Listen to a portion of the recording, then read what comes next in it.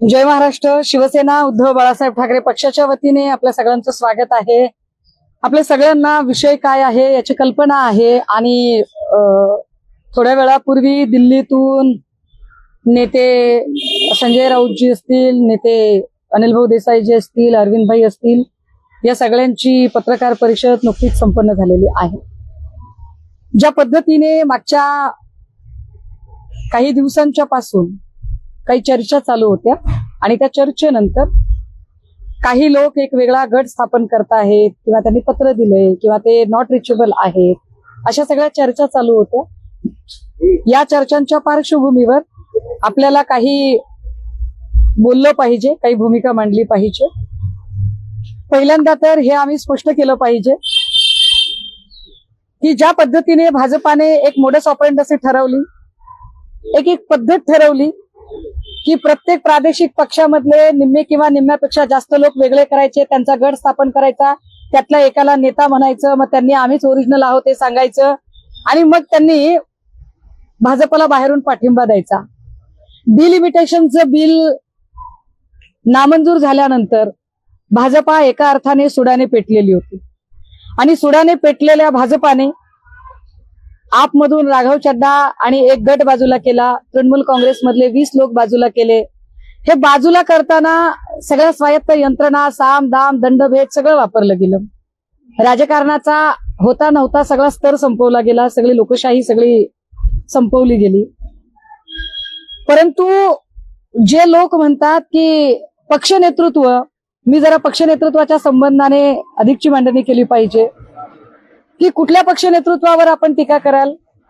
पत्रकार असतील, राजकीय विश्लेषक असतील, भाजपचे किंवा शिंदेचे बोलघेवडे बार्किंग ब्रिगेड मधले प्रवक्ते असतील, ज्यांना पक्ष नेतृत्वावर टीका करावीशी वाटते, त्याच्यातल्या एकाने उत्तर द्यावं की मग ममता बॅनर्जींची चूक काय होती, अरविंद केजरीवालांची चूक काय होती, आदरणीय शरद पवार साहेबांची चूक काय होती. तर याच्यातल्या चूक कोणाचीच नव्हती. या प्रत्येकाची चूक असलीच तर ती एवढीच की प्रत्येक जण आपापली प्रादेशिक अस्मिता जपत आपापल्या प्रदेशातल्या महत्वाच्या मुद्द्यांना मुख्य प्रवाहात आणण्याचा आणि त्यावर चर्चा घडवून आणण्याचा प्रयत्न करत होते. त्यामुळे ज्यांना स्वार्थ नडलाय आणि ज्याची अनेक कारणं आहेत, कारण शिंदे असतील किंवा भाजपाचे अनेक लोक असतील जे जाहीर सभांमधनं रोज बोलतायत की आमच्याकडे आला तर तुम्हाला फंडची आम्ही कमी पडू देणार नाही, आम्ही सगळ्या प्रकारचे निधी तुम्हाला उपलब्ध करून देऊ.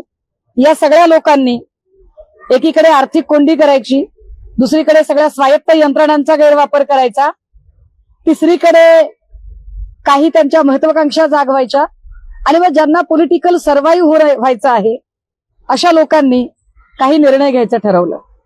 कालपासून एक फार मोठी काय म्हणता येईल त्याला एक संभ्रम चालू होता की ओमराजे कुठे आहेत, ओमराजे कुठे आहेत.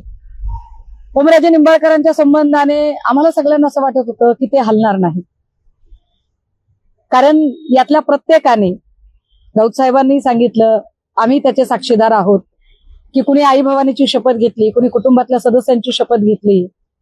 आता जी देवाची शपथ घेऊन देवालाही सोडत नाहीत, ज्या कुटुंब आपल्या सगळं काही असतं आपल्यासाठी, त्या कुटुंबातल्या आपल्या पोराबाळांची शपथ घेऊन त्यांची पर्वा करत नाहीत, ते पक्ष नेतृत्वाची पर्वा करतील अशी अपेक्षा करणं चूक आहे.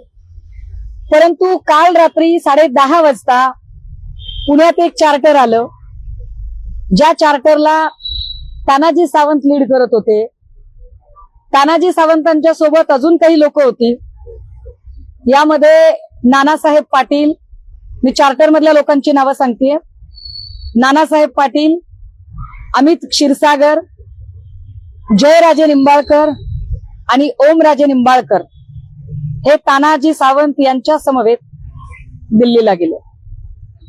खरं तर या सगळ्या लोकांचं दिल्लीला जाणं हे अचानक नव्हतंच. मुळात 10 तारखेला दिल्लीला एनडीएची एक महत्वाची बैठक झाली.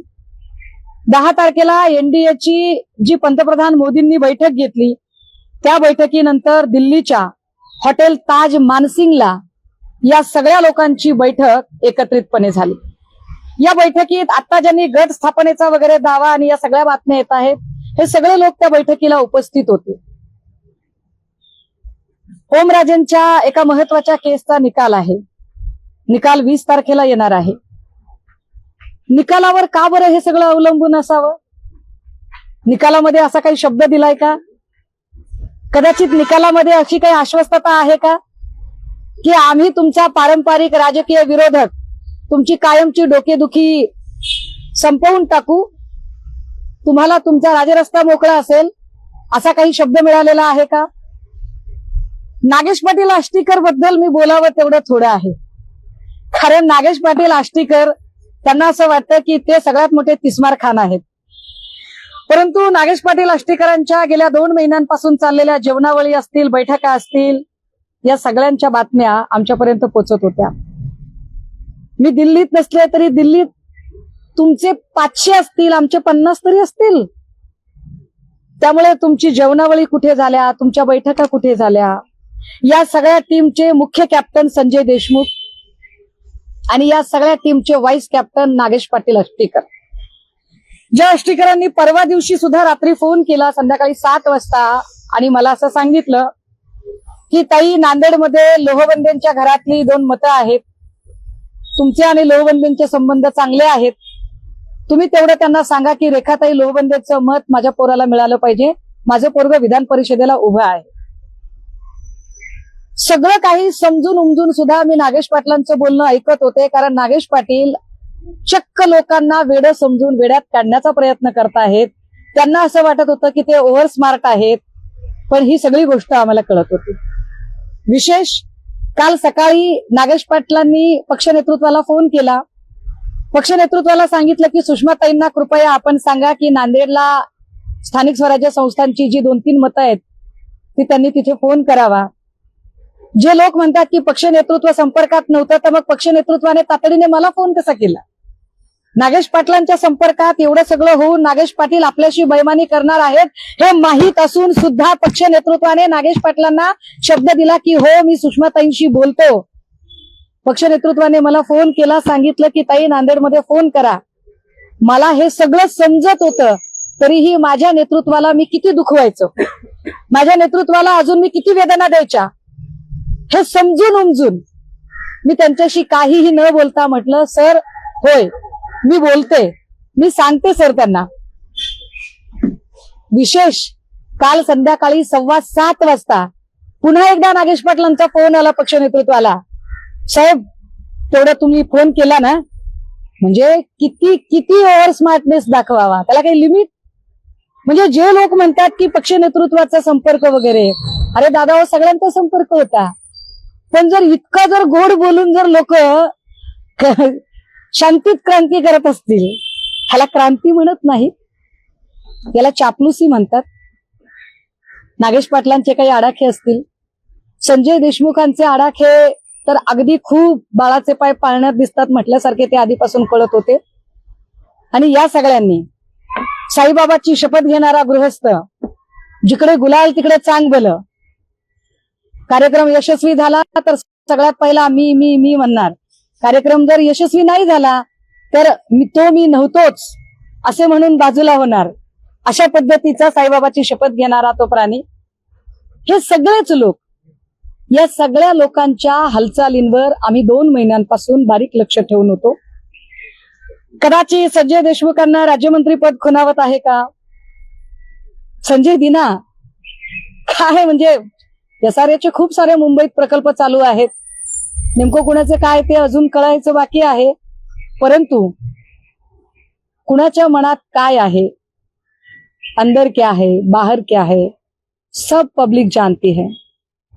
पण या पत्रकार परिषदेच्या माध्यमातून महाराष्ट्रातल्या तमाम शिवसैनिकांना मी आवर्जून सांगितलं पाहिजे की यावेळेचं केलेलं मतदान हे नव्या नावासकट, नव्या चिन्हासकटचं मतदान होतं. ते धनुष्यबाणावरचं मतदान नव्हतं. या मतदानामध्ये शिंदे किंवा शिंदेचे सहकारी नव्हते. या मतदानाच्या वेळेला फडणवीस, भाजपा किंवा त्यांच्या कुठल्याही स्वायत्त यंत्रणा मदतीला नव्हत्या किंवा अजून कोणीच नव्हतं. हे मतदान आम्ही आमच्या ताकदीवर घेतलेलं मतदान होतं. हे मतदान शिवसैनिकांचं मतदान होतं. शिवसैनिकांनी रक्ताचं पाणी करून 9 खासदार आणि 20 आमदार निवडून आणलेले. त्यामुळे शिवसैनिकांना पूर्ण अधिकार आहे या लोकप्रतिनिधींच्या घरात घुसून त्यांना जाब विचारायचा आणि शिवसेना स्टाईल घरात घुसलं पाहिजे एकेकाच्या आणि घरात घुसून जाब विचारला पाहिजे की तुम्हाला असं काय कमी पडलेलं होतं. चिन्ह नवीन असताना एका नव्या चिन्हाला ब्रँडिंग करायचं काम इथल्या फाटक्या शिवसैनिकांनी केलंय. एका नव्या चिन्हाला नव्या नावाला घेऊन त्याचा ब्रँड बनवण्याचं काम इथल्या फाटक्या आणि उपाशी पोटी काम करणाऱ्या शिवसैनिकांनी केलंय. त्यामुळे शिवसैनिकांना घरात घुसून जाब विचारायचा अधिकार आहे आणि घरात घुसून जाब विचारला पाहिजे. आणि या सगळ्या ज्यांना वाटतंय की आपण फार मोठा तीर मारलाय त्या सगळ्यांचे फोन नंबर आम्ही सगळ्या शिवसैनिकांना देत आहोत. कारण हा प्रश्न आता तुम्ही आमच्या भावनांशी खेळताय. इजा झाला बिजा झाला दर वेळेला भाजपामध्ये एवढी ऐपत नाहीये का की स्वतःचे नेते तुम्ही घडवावेत. जातीवंत शेतकरी म्हणून आम्ही दरवेळेला पेरत जाणार, आम्ही मशागत करणार, कोळपणी निंदणी बीज पेरणी खुरपणी सगळं आम्ही करणार आणि पीक घाट्या हुरड्यात आल्यावर आयती कणस चोरायला तुम्ही येणार. तर तुम्हाला शिवसैनिकांनी घरात घुसून जाब विचारला पाहिजे आणि शिवसैनिक तो जाब विचारतील. ओमराजे निंबाळकरांचं तुम्ही नाव घेतलं, थेट त्यांचं नाव घेतलंय. ओमराजे निंबाळकर हे निष्ठावंत शिवसैनिक ठाकरेंचे म्हणून ओळखले जायचे. काल रात्रीपासून नॉट रिचेबल आहेत. जे ओमराजे अगदी 12 वाजता जनतेची कॉल उचलायचे ते आता माझा कॉल कधी घेतला नाही बरं का ओमराजेंनी. हा पुढे आता ते नॉट रिचेबल आहेत. म्हणजे ओमराजे निंबाळकर दिल्लीला, कारण ते बऱ्याच जणांना असं सांगतात की मी अजूनही पुण्यात आहे, मी अजूनही पुण्यात आहे. पण समजायचं काय नेमका हा संभ्रम का आहे? मी ओमराजे निंबाळकरांना सकाळपासून फोन करण्याचा प्रयत्न करते. ओमराजेंना मी फोन केला पण माझा फोन उचलला गेला नाही. ओमराजेंच्या सोबत त्यांच्या धाकट्या भावाप्रमाणे सावलीप्रमाणे सोबत असणारे कैलासदादा पाटील यांना मी फोन केला होता. मी त्यांच्याशी सकाळी बोलले. मला कैलासदादांनी सांगितलं ताई मी दुसऱ्यांची गॅरंटी काय देऊ शकतो, मी फक्त माझी गॅरंटी देऊ शकतो. त्यामुळे कैलास पाटलांच्या बोलण्यातली संदिग्धता काय ती बरीचशी बोलकी आहे. याच्या उपर जर असं वाटत असेल की नाही मी नाहीये त्यापैकी मी नाहीये तर गट स्थापन करायला किमान 6 लोक लागतात. मग ते 6 कोण आहेत? गट स्थापन झाला हा दावा कुठून येतोय? नाही, प्रश्न असा आहे ना की जर नाहीये तर ते समोर येऊन का सांगत नाहीयेत? माझा प्रश्न तोच होता. नाही ते समोर येऊन का सांगत नाहीत त्याचं उत्तर तेच स्वतः देतील. पण माझी माहिती मी मगाशी सांगितलं, नानासाहेब पाटील, अमित क्षीरसागर, त्याच्यानंतर जयराजे निंबाळकर आणि ओमराजे निंबाळकर या सगळ्यांच्या सह तानाजी सावंतांनी लीड केलं आणि तानाजी सावंत चार्टरमध्ये होते. तानाजी सावंत त्यांच्यासोबत होते दिल्लीला जाताना, ही माझी माहिती आहे. या सगळ्याच्या संबंधाने बैठक 10 तारखेलाच एनडीएच्या बैठकीनंतर दिल्लीच्या हॉटेल ताज मानसिंग मध्ये पार पडलेली होती. त्यामुळे हे फार व्यवस्थित विचार करून प्रत्येकाने आपापलं पॉलिटिकल सर्व्हायव्हनेस बघून आपापल्या महत्वाकांक्षा म्हणजे लोकांचं मॅन्डेट, लोकांचा विश्वास, लोकांच्या भावना सगळं पायदळी तुडवून ज्या पद्धतीने हे केलं गेलं. पण या सगळ्यातनं मला फडणवीसांना पुन्हा एकदा हे आवर्जून मी फडणवीसांना सांगितलं पाहिजे की फडणवीसजी तुमच्या प्रचंड सत्ताकांक्षा होत्या पण आता जे काही झालं त्यानंतर महाराष्ट्रातला मराठी माणूस पुढची 20 वर्ष तरी पंतप्रधान होत नसतो. कारण तुम्हाला अडवण्यासाठीचा जो स्पीड ब्रेकर आहे तो दिल्ली ते नागपूर व्हाया दरे जबरदस्तपणे टाकलेला आहे.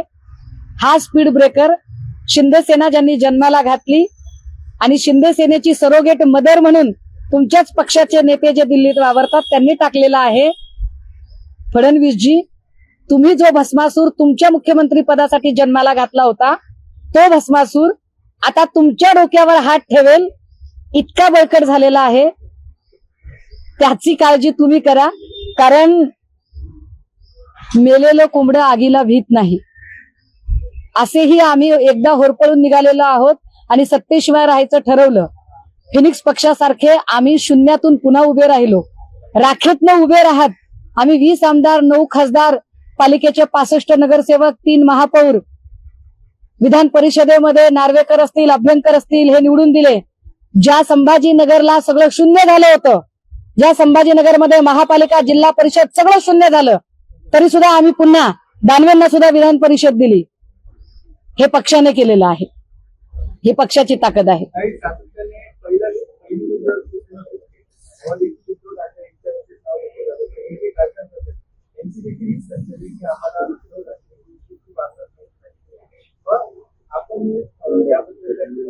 नाही, हे काय असतं ना, माझ्या गावाकडे एक म्हण आहे, निनांद्याला 12 बुद्ध्या असतात. ज्याला नांदायचंच नाही तो 12 कारण सांगतो. जर या लोकांचं जर हे कारण असेल तर मग मला सांगा, तृणमूलचं काय कारण होतं? त्या 20 लोकांचं काय कारण होतं? ममता बॅनर्जी तर काळा कोट घालून अगदी कोर्टापर्यंत सुद्धा धावल्या होत्या. त्यांचं काय कारण होतं? अरविंद केजरीवाल तर स्वतः जेलमध्ये जाऊन आले. मग त्यांचं काय कारण होतं? पवार साहेब तर अगदी दादा गेल्यानंतर 3ऱ्या दिवशी नदी पाहणीसाठी गेले होते. त्यांचं काय कारण होतं? ही सगळी कारणं बकवास आहेत. एकच महत्वाचं कारण आहे, 1 पार्टी 1 इलेक्शन. एका डिक्टेटरशिप कडे आपण जात आहोत.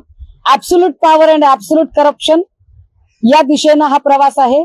पण या सगळ्या प्रवासात ज्यांनी फोडाफोडीच्या समीकरणाला जन्म घातला, ज्यांनी ही सुरुवात केली, ते देवेंद्र फडणवीस मात्र या निमित्त. शिवसेना तितकीच आक्रमक असेल. मी म्हटलं ना की शिवसेना माणसं पेरणारा, नेते पेरणारा पक्ष आहे. सगळं शून्यवत झाल्यावरही आम्ही पुन्हा हे पीक तरारून उगवून आणलं होतं. हे पीक आम्ही तयार केलेलं पीक आहे. हे पीक आमच्या मशागतीवर आलेलं पीक आहे. हे पीक चोरायचं काम जे करतायत ना, त्या चोरांना ते कळलं पाहिजे. आणि राहिला प्रश्न वंदनीय बाळासाहेबांचा, तर वंदनीय बाळासाहेबांच्या काळातही राणेंची बंडखोरी झालीच होती ती तेव्हाही झाली होती. पराभव झाला होता. ज्या पद्धतीने बाळासाहेब शिवसैनिकांना आदेश द्यायचे, दादा अजून ऐका, 2.5 वर्ष इलेक्शनला आहेत. ती आक्रमकता उद्धव ठाकरे यांच्यात दिसत नाही, म्हणून सातत्याने पक्ष फुटतो. अशी सगळी संधी इतरांना भेटते. मला असं वाटतं की माध्यमांकडून किंवा अजून कोणाकडून एक नरेटिव्ह सेट करण्याचा जो प्रयत्न केला जातोय, कृपया त्याला जरा छेद द्या. एक फार चांगली म्हण आहे इंग्रजीमध्ये, यशाला अनेक बाप असतात, अपयश पोरकं असतं. जेव्हा एखादी गोष्ट अशी घडते त्यावेळेला सरळसोटपणे नेतृत्वावरती खापर फोडणे हे योग्य नाही. कारण मी म्हटलं की जर तुम्ही ठाकरेंना किंवा नेतृत्वावर जर तुम्ही टीका करणार असाल तर मग तुम्ही तृणमूल काँग्रेसबद्दल काय बोलाल, पवार साहेबांच्या नेतृत्वाबद्दल तुम्ही काय बोलाल, अरविंद केजरीवालांच्या नेतृत्वाबद्दल काय बोलाल? 24चं उदाहरण दिलं आता. गुवाहाटी तो पार्ट 1 होता, आता हा गुवाहाटी पार्ट 2 म्हणायचा का? तुम्ही 24चं उदाहरण दिलं आणि 4 वर्षात जर 2दा असं होत असेल तर तुमच्या चुका असतील ना कुठेतरी? हो, आमच्या चुका आहेत ना. आमची चूक ही आहे की आम्ही पुन्हा एकदा म्हणजे आईची शपथ घेतल्यावर, बापाची शपथ घेतल्यावर, लेकराची शपथ घेतल्यावर आम्हाला असं वाटलं की माणूस जे काही करतो ते आई, बाप, पोरं, बाळ, बायको यांच्यासाठी करत असतो, कुटुंबासाठी करत असतो. फार हिंदुत्ववाद मानणारे, देव, देश, धर्म मानणारे लोक देवाला आणि धर्माला प्रमाण मानत असतील, पण देवा धर्माची शपथ घेऊन, कुटुंबाची शपथ घेऊन जर लोक पलटत असतील तर त्याला आपण काय करू शकतो? बरं सुषमाताई, आता उद्धव ठाकरे यांनी पत्रकार परिषद घेणं अपेक्षित होतं, परंतु इतका मोठा उपलब्ध झालेला असताना देखील उद्धव ठाकरे माध्यमांसमोर आलेले नाही, किंवा त्यांची भूमिका अजून. उद्धव ठाकरे पत्रकार परिषद घेतील, काळजी करू नका. सकाळपासूनचा जो एकूण घटनाक्रम चालू आहे त्या घटनाक्रमामध्ये दिल्लीत एक पत्रकार परिषद संपन्न झाली आहे. उद्या आम्ही जो व्हीप जारी केलाय त्याच्यानुसार उद्या आमची बैठक होते. उद्याच्या बैठकीला अजून कोण कोण हजर राहते एक क्लिअर पिक्चर हातात येऊ द्यात. त्या क्लिअर पिक्चर नंतर स्वतः पक्ष नेतृत्व सुद्धा आपल्या सगळ्यांशी संवाद साधेल. आता जी माहिती आमच्याकडे आहे, ज्या पद्धतीची माहिती येते, ते सगळे अपडेट आम्ही आपल्यासोबत शेअर करत आहोत. देसाई आणि सावंत यांनी व्हीप दिलेला आहे, परंतु आपला व्हीप उशिरा केल्यामुळे इनव्हॅलिड ठरला अशी माहिती मिळते. तर हा व्हीप लागू होईल का याचा? ऐका, असं गृहीत धरा की आम्ही व्हीप काल दिला असता तर काय झालं असतं बरं? तर कदाचित ते म्हणाले असते की आम्हाला परवा दिवशीच पत्र मिळालेलं आहे, परवा दिवशी व्हीप दिला असता तर म्हणाले असते. असं काय करतोय?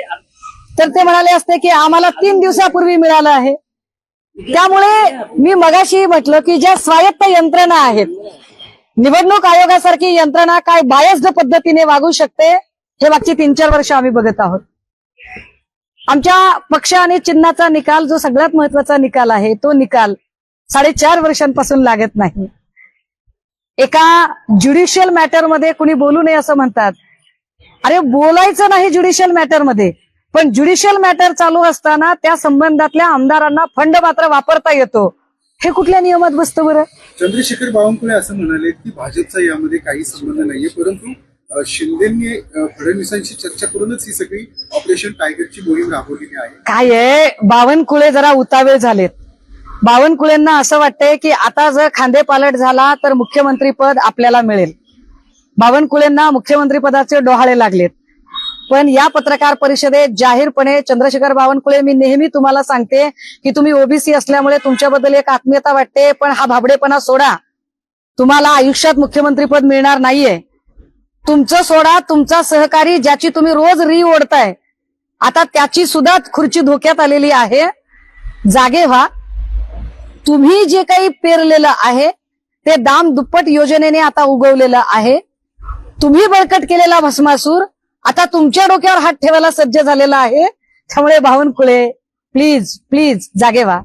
नाही, फडणवीसांचं या ऑपरेशन टायगर मध्ये ब्रेन आहे किंवा अप्रत्यक्षता सहभाग आहे असं तुम्हाला वाटतं? नाही, मला असं वाटतं की देवेंद्र फडणवीसांची हातबलता आहे. हा, ते काल पुण्यातच म्हणाले की आम्ही आमच्या नेत्यांवर अंधविश्वास ठेवतो. आता तो सगळीकडे असतो बघा. विश्वासावर काय म्हणतात त्याला, उम्मीद पे दुनिया कायम आहे म्हटल्यासारखं विश्वासावर सगळं जग चालतं.